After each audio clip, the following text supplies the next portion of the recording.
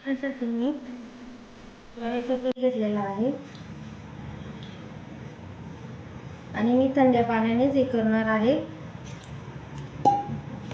कारण की भरपूर असं लोकांना वाटतं की गरम पाण्याने पण छान अशा भाकरी येतात भाकरी, तसं काही नाही, पण तुमच्या हाताला जसं जास्त प्रमाणामध्ये सवय झाली तर ते छान असे होऊन जातात. ते बघा, मी आता एकदम चिड पाणी घेतलेलं आहे. फक्त तुम्हाला पीठ चांगलं मळायचं आहे, यामध्ये ह्याची काळजी घ्यायची. मित्रांनो, एवढंच छान आपल्याला हे पीठ मळायचं आहे, इतकं सैलसर. आणि मी थंड पाण्यानेच करून घेतलेलं आहे, पीठ मळून घेतले छान. फक्त आपल्याला पीठ आहे ना, हे छान मळणं गरजेचं असतं, हे लक्षात ठेवायचं. आता मी भाकर थापायला घेते.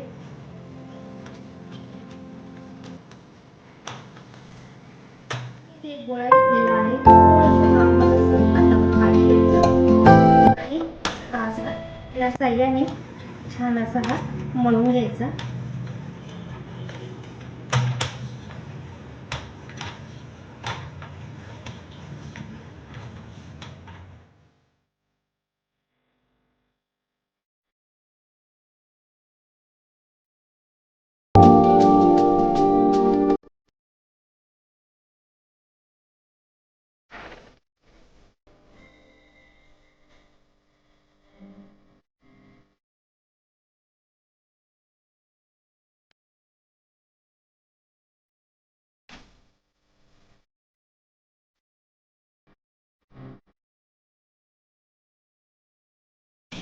पीठ लावतो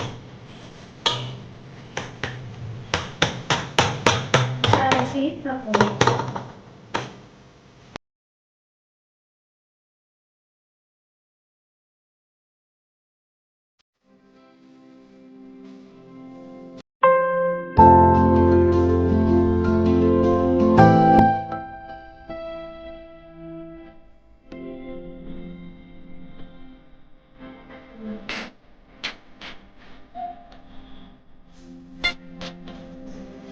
साईडनी खालची साईडनी पलटी केलेली आहे आणि आता छान असं पाणी लावून घ्यायचं.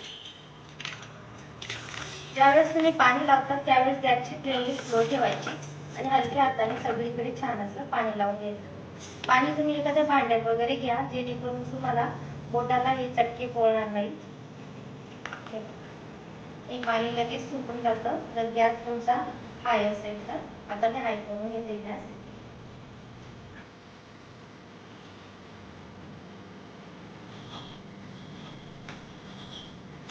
आता याला पलटून घेणार आहे.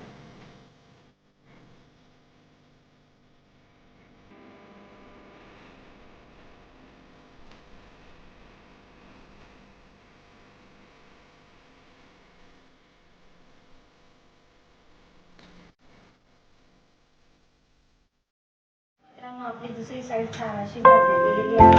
आता आपण पलटी मारून घेऊया आणि तुम्हाला वाटलं तर आपलं जे उलटाण आहे त्याच्यावर ठेवून द्यायचं, जेणेकरून ते असे छान असे फुगून येते.